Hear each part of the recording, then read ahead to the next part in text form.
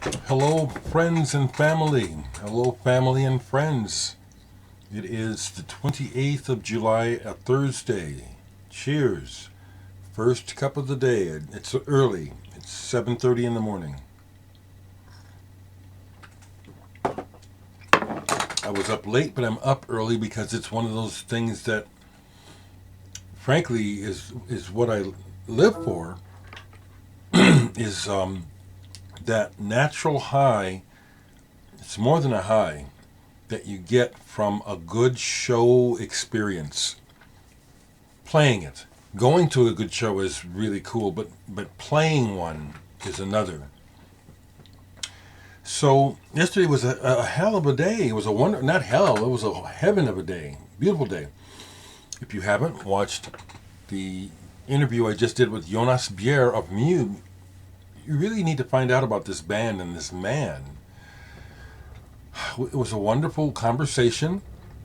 It was funny because he wasn't at home, and there was these kids, his daughter and the kids of the people he was staying with, just noisy as hell. So we had to deal with that, and it's funny, it's very entertaining. And Jonas is, well, let me say this about everyone that I've interviewed so far, starting with, really going back to Rick Agnew. That was years ago. I do count him because he's someone that's known. He's a music maker artist touched my life, as well as Orenda Fink. But then just this recent run, starting at the end of May, with Dereck Shulman of Gentle Giant, Didier Malherbe of Gong, my brother-in-law Floyd Norman, Charles Hayward Monday of This Heat, and then yesterday Jonas Bier of Mew. These people are big. They're among my favorite artists, and yet they're my friends. That's one of the most wonderful things to be able to share with you folks, is that while doing this interviewing, I'm connecting with friends. These people are my friends, and that just feels wonderful. They're my kind of people, and I'll say it over and over again. These are loving, caring, wonderful people. There's some strange noise outside. Can't even tell what it is. So, on top of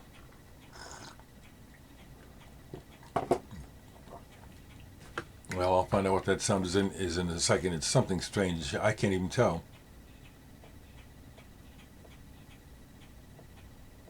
Okay, I'm sorry, folks. But these videos are what they are. So, on top of being able to talk to Jonas yesterday, which was a lot of fun, and for you folks that are new fans and know who he is, after we were done, Jonas said, "Hey, I really felt distracted by the kids. I want to do that again. I want to talk some more." I said, "Well, you say when?" And he said, "Well, when I get back home in Copenhagen." He said, "I really wanted to have a nice, focused visit with you." I told him I loved the visit, and it's fun. It's actually fun to watch. He's a character. He is. But he's going to get a hold of me, and we're going to chat some more. So that'll be great. But Mark Burgess of the Chameleons played in Omaha last night. Solo show with, he has a guitarist with him, Steve. I forget Steve's last name. Another Manchester fella who plays a micro, I forget the name of it, but it's the type of guitar that the guitarist in the Chameleons play. It's a particular type of guitar, and it has that tone. It has the Chameleon sound. It was, and I got the interview as well. So I will be uploading that. I might upload it today. I might wait till tomorrow. But what you need to know is that I recorded that interview on my laptop, and for some reason it froze up before we were done, and Mark noticed it. So it doesn't catch the end of the interview, which is unfortunate. Mark is another person I'm just really glad to say we're friends. He's my friend. And you'll see it in the video. He's like just a little bit younger than me. He's 62, but there's still something very boyish and youthful about him. What the hell is that sound? I had to go see what that was. It was a strange sound because I couldn't tell. It almost sounded like an animal or a bird in distress, but also it sounded like it could possibly be something mechanical.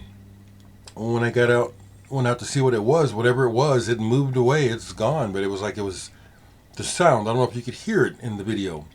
So yeah, I'm gonna put these two pieces together.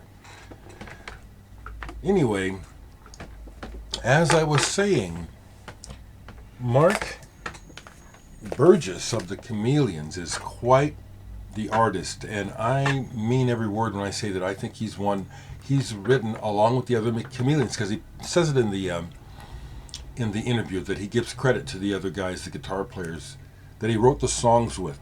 These are some of the best songs. I think he's one of the greatest artists to come out of England.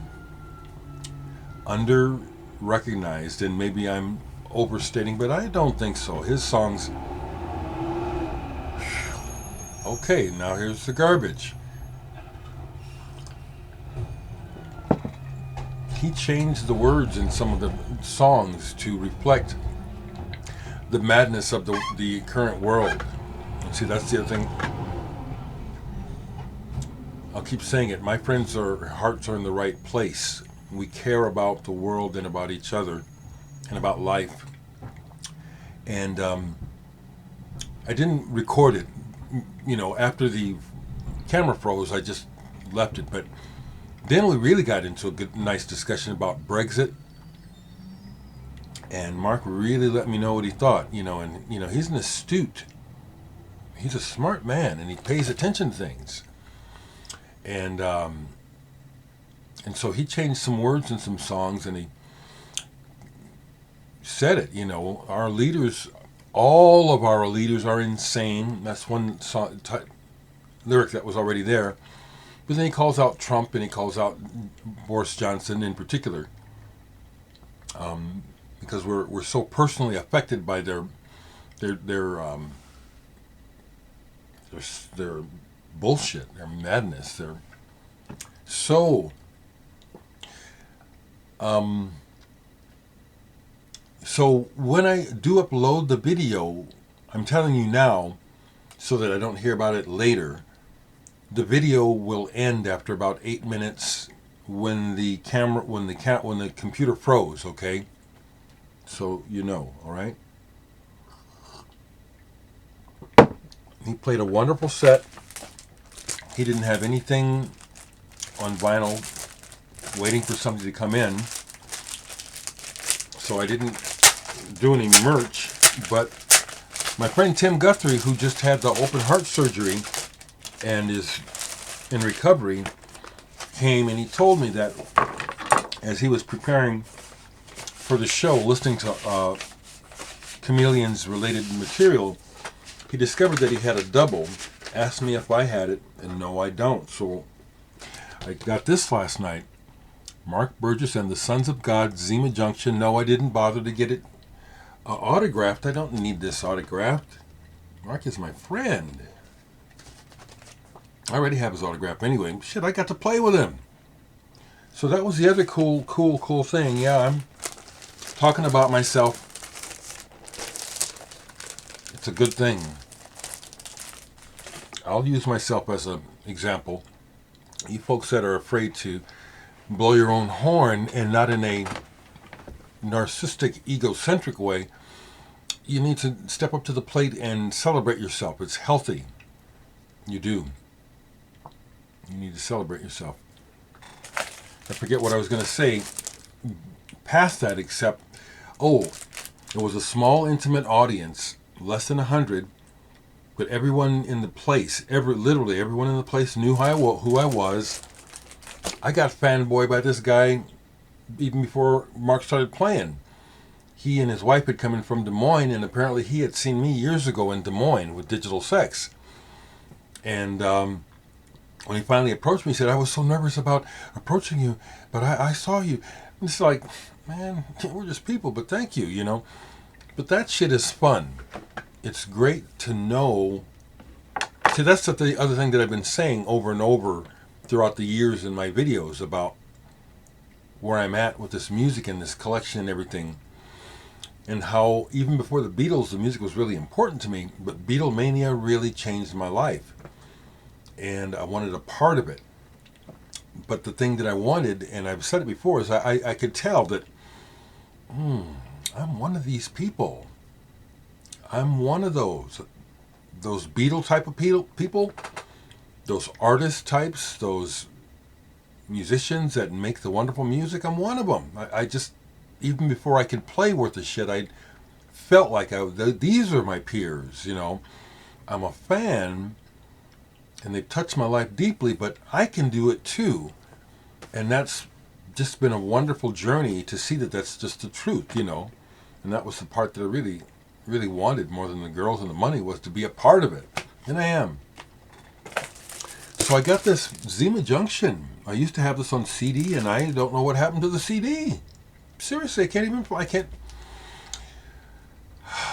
But you know, that happens, you know. And when you have so much stuff.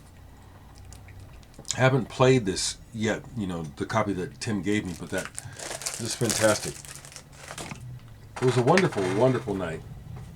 Mark is just the right kind of person to be on my crew. Excuse me. Okay, so I think what I'll do is I'll put the interview at the end of this. Okay? Just put it all together. And keep talking to me, folks. You know, let me know what you think. Hope, you know, please watch these videos. Frankly, I'm still surprised. I shouldn't be surprised, but I see that I'm still turning people on to these artists for the first time, and I'm thinking, you need to know about this music, people. This is some of the very best music in the world. Okay, so go back if you haven't watched Charles Hayward. Watch that. Heck of a person. Jonas Pierre, really neat man. Very creative, okay? Yeah, Thursday's garbage day, and I'm up at the time that the first truck comes through, so you hear it real loud. Anyway, let me edit these videos together so you can watch them. All right, so I'm here with Mark Burgess. Mark, thank you for coming back to Omaha. You're very welcome, Dereck. It's good to see you again. Good to see you too, man. How's it? 20 years ago we met here. 20 years. 20 years. I'm telling you, man. Long time. And I get to play with you again. That's right. Yeah, we had to do that, didn't we? I really appreciate it. We had to do that. Mark, I wanted to ask you, you moved to the States here? Yes, kind of, yeah. I've been trying to do it for a while.